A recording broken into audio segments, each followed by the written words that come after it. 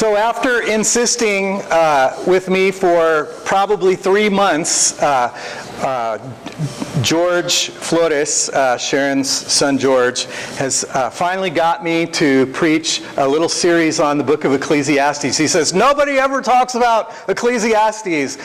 Won't you please preach a series on Ecclesiastes?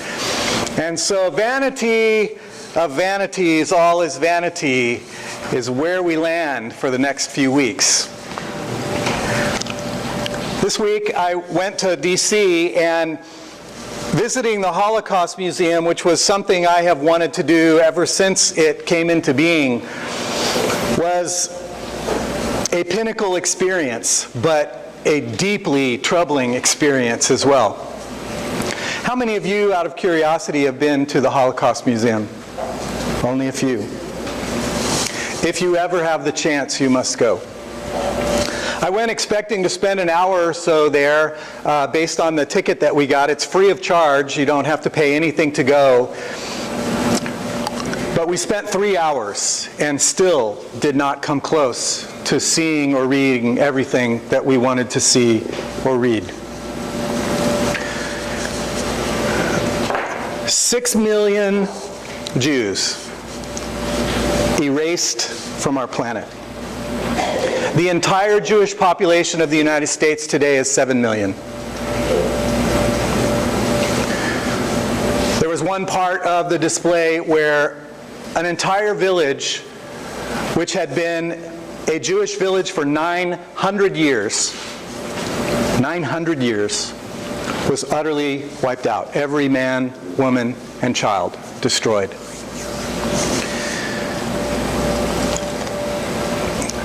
It is really hard to experience the utter shock in me to have just been to that museum and seen how quickly Hitler rose to power and converted the German society from a place of relative tolerance to a country that turned in on itself and annihilated 6 million people. And then yesterday, to see pictures of Nazi flags proudly displayed, people with t-shirts quoting Adolf Hitler, walking the streets of our country and proposing that as the solution to our country's problems. It was a rivetingly painful experience, reminding me how not only in Nazi Germany, but in my lifetime in Rwanda, in Guatemala, in Bosnia, in El Salvador, how it took very little for one strong voice, one authoritarian figure, to take a society and turn people who were friends and neighbors only a month before into enemies willing to slaughter one another's children with machetes or machine guns. It happens that fast. It happened that fast.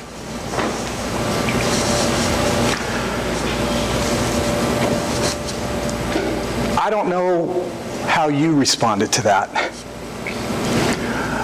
but I want to take a moment as we begin to look at the message of Ecclesiastes to just name what we're feeling in the face of that experience yesterday that our nation witnessed. So take just a minute with 1 or 2 people around you. This is not a time to argue politics. This is a time to say, this is how I feel. This is how it affected me to hear this, to see this. And just share that. Just listen. Speak your heart. Listen to another's. And then we'll keep going. Go ahead.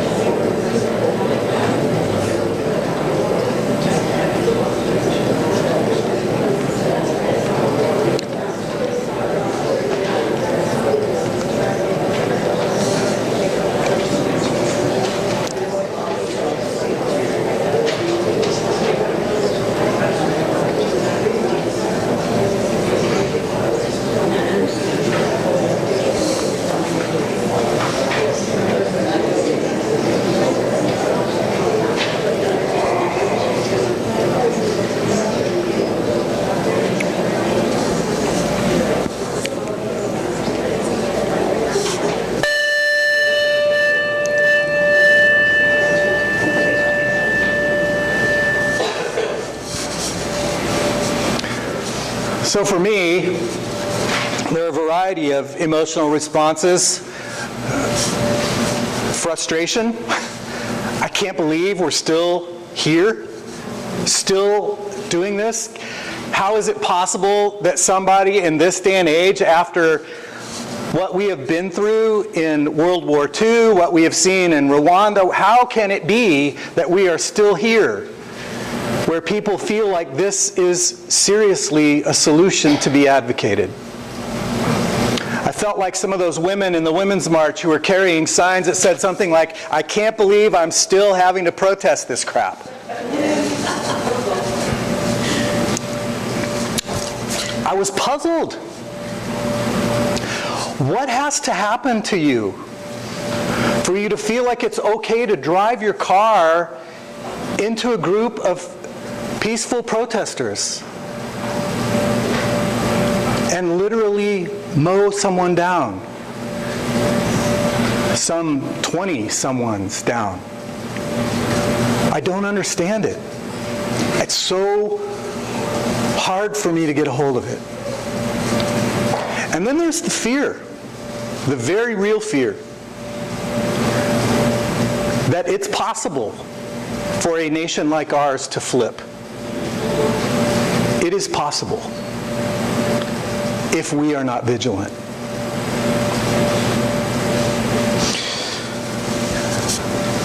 In the face of that, I read this quote by Elie Wiesel, who remembers the moment when his faith was utterly shattered because the fears became a reality.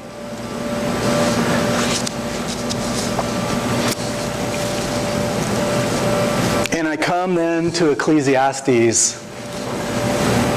Vanity, vanity, everything is vanity. And I feel him. I feel him. I feel that sense of, what's the use?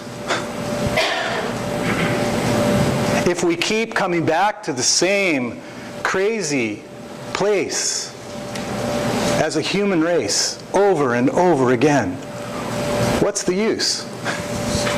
Is there a path forward? So you probably ought to know a little bit about the writer of Ecclesiastes. The word Ecclesiastes itself, the name of the book, is the Greek translation of kohelet in Hebrew, which means the teacher or the preacher, or the person who speaks for or with the community. Somebody who is giving voice to a wisdom that either is for a community or coming out of a community. Kohelet drafted his words in the tradition of wisdom in the Jewish faith. The wisdom tradition is very deeply associated with King Solomon, who made it one of his life's works to collect the proverbs of the people and to write them down and preserve them in the book called Proverbs in our Bible. This person wrote much, much later, but attributes his work to Solomon, which was a very common thing in antiquity. It wasn't considered a lie or a misrepresentation. It was just to say, like Solomon, this work is a piece of wisdom that I offer you. Wisdom from the people that I present to you again. It was written probably after the exile, which was many, many years after King Solomon, during a period when Israel was rebuilding its country. It was actually a period of significant racism within Israel. There was a strong community that wanted to keep racial and ethnic purity within Israel, because a lot of folks had married Babylonians and were coming back with Babylonian wives or husbands, and there was a lot of mixed race experience occurring. And there was a strong contingent. Ezra and Nehemiah are written out of a very ethnic purity, ethnic cleansing perspective within Israel. So racism was abundant. It's also a period of great economic and social change and turmoil. The Persians had liberated them, but Egypt had recently reconquered parts of Egypt and Palestine that had previously been held by the Persians, and they were implementing a new rule. Under Egyptian rule, all the land belonged to Pharaoh. And so everything the land produced would go to Pharaoh, which meant the peasants of the land were having to work double time. Not just planting and harvesting enough for themselves to survive, but planting and harvesting to pay the tributes and the taxes that were owed to Pharaoh. They were administered by a military governor and an administrative governor.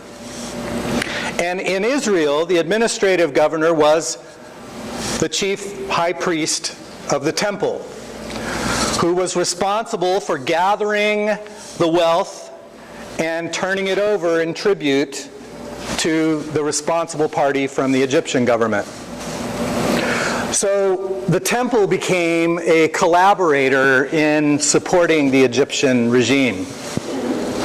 And the people were essentially experiencing their religion being put on them as a justification for serving the Egyptian wealth empire. It's in that context that Kohelet speaks his wisdom, writes his book, lays down the rather disconnected and incongruous in many ways writings and phrases that he offers as help to the people. He's looking around at an environment where many people are grabbing to get whatever they can get and not really caring about those around them, where racial and ethnic purity is something being valued. And he's trying to speak to that reality, giving some lines for people to use to guide themselves within that experience. It's a troubling time. It's a chaotic time. It's a difficult time. And in the midst of it, he decries the vanity of vanities. All is vanity. 38 times throughout his book that phrase is used. It is the most repeated phrase within his book. Vanity of vanities. The things that we think are going to make us happy are just vain. The vanity of our vanities. The vanity of our desire to stay young and beautiful through all the means that we can, no matter how much they cost. The vanity of trying to amass great wealth, which, as Jesus decried, tomorrow you shall die, and all the things you've stored up are going to be worthless to you. The vanity of acquiring political power only, as the psalmist says, to discover that all princes will pass away. The only one that endures forever is God. The vanity of all the things that we run after, that we think are going to make us happy. And Kohelet, Ecclesiastes, wants to say to us, happiness does not consist in those things. You will never find happiness in those vain pursuits. They are vanity. Vanity of vanities. All is vanity. All of it is vain. Stop trying to find your happiness there. And yet underlying that, he says, yet everyone has the right to live a happy life. So how do we get from here to there? What are the lines that can help guide us as we seek to find some measure of happiness within a world where there is going to be great exploitation, great suffering, great conflict, racism and ethnic cleansing, holocausts and Rwandan massacres, and the decimation of entire indigenous communities in Guatemala. How do we find some peace and happiness within that reality? Is it possible? Or is life just meaningless? That's what Ecclesiastes is wrestling with. It's a very real and honest look at what we often in the church hide behind a facade of I love God and God loves me. It's a very truthful look at the doubts and despair that often arise within all of us. And for that reason, I think it's really good for us to take a look at Ecclesiastes over the next few weeks. He particularly addresses two vanities. The vanity of power and wealth and acquisition, to which he responds, all of these things will pass away. Very similar to Jesus' message about not being concerned for what you will eat and what you will drink and what you will wear. For all the godless people pursue those things. Instead, seek first the place where God rules in your life. And the rest of it will take care of itself. And he also attacks what some commentators call dominating religion. Religion that is used in order to control and repress people. Religion that is used to justify a system that smashes people down. That keeps people guilty. That keeps people feeling excluded and impure. He's attacking the purity code that the temple authorities and the scribes imposed upon the rank and file of Israel. Your sacrifices are no good unless they're offered in the temple where they serve the system. You can't offer them out in the little altars of your people's village because they don't serve the system. They are unholy. And he says to that what Jesus said to those who were excluders in his time. Blind guides who not only lead yourselves but everyone else into the ditch. Ecclesiastes wants to offer us a little different path between those two. In the first place, he looks around in the poem that we have before us today, and he looks at both creation and human experience, and he articulates three observations. He's a very astute observer of things, and he sees three things that are significant to him. The first is he notes the paradox of our existence and of creation. He says, these strangely juxtaposed things exist simultaneously.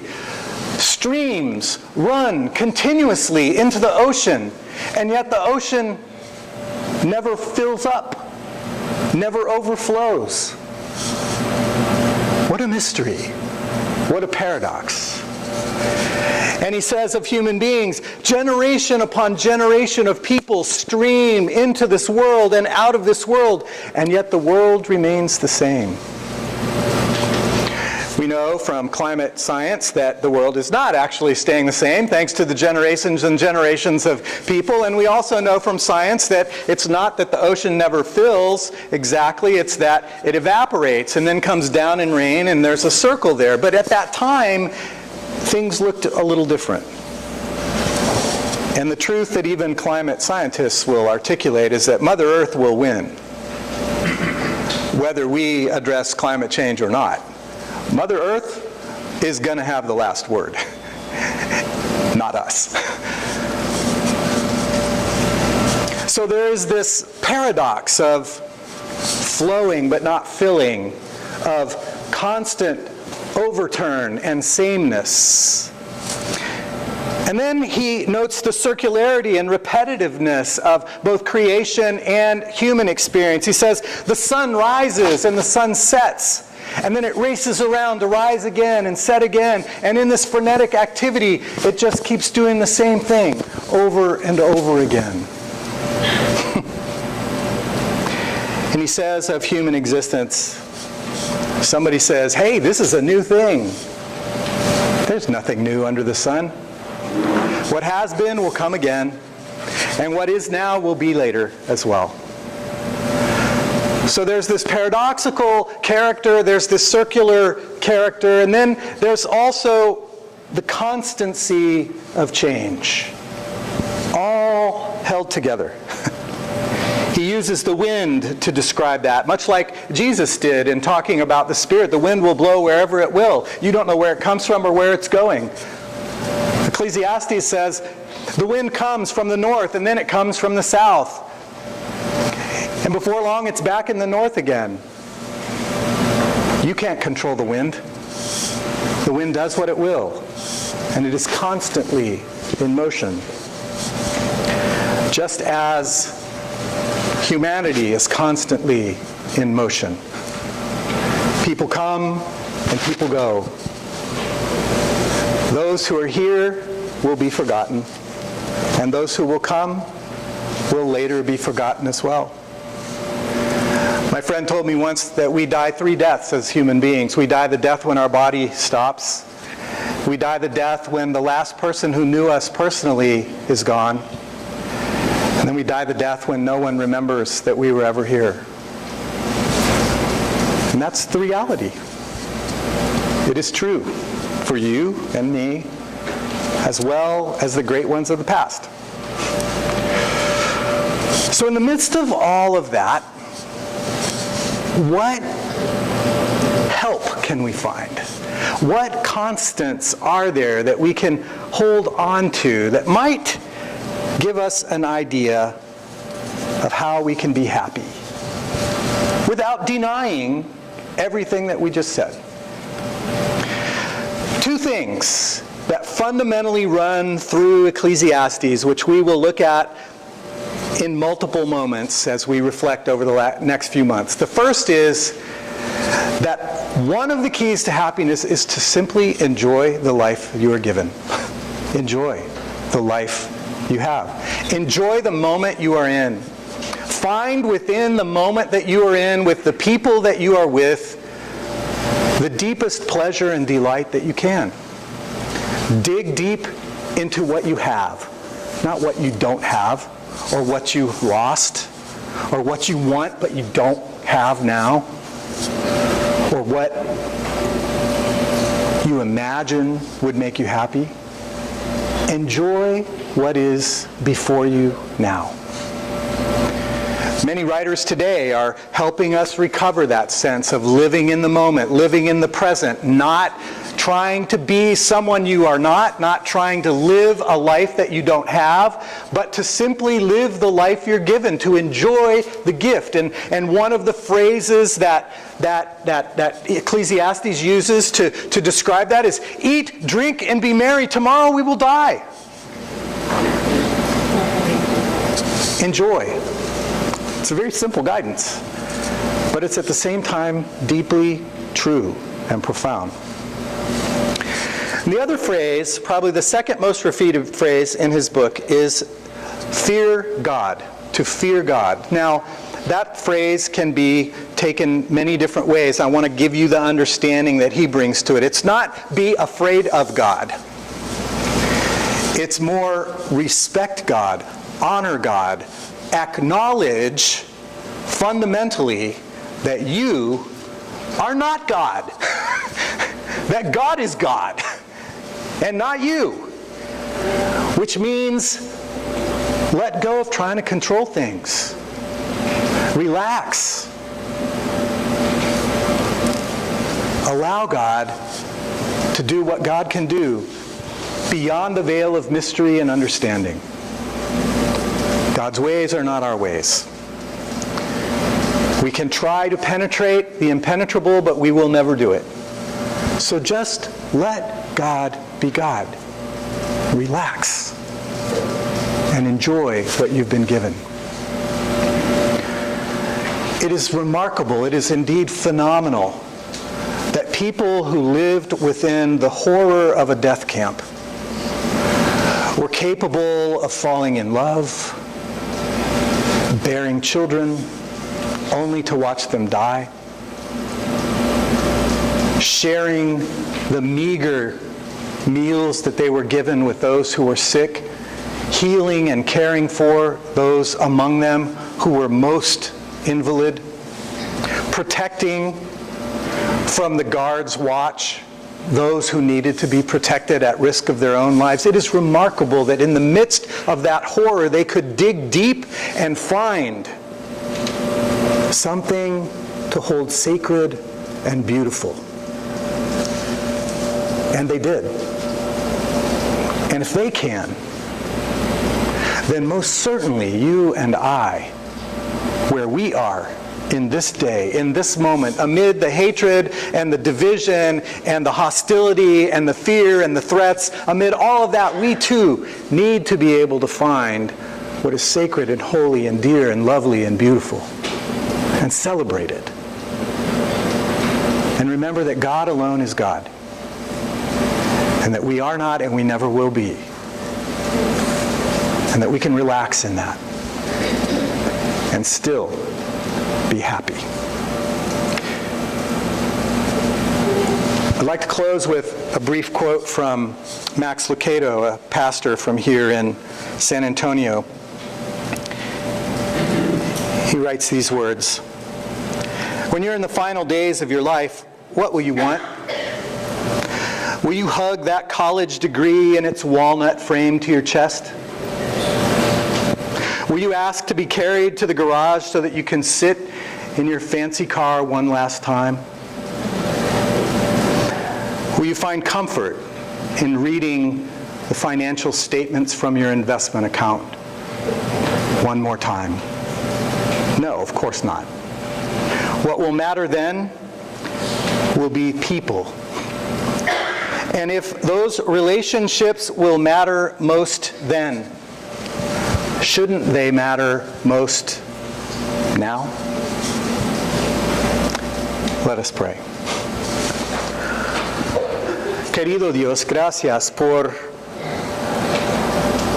hermanos y hermanas en la historia que miran nuestra realidad con franqueza y claridad, que no desisten en hablar las cosas como son y describir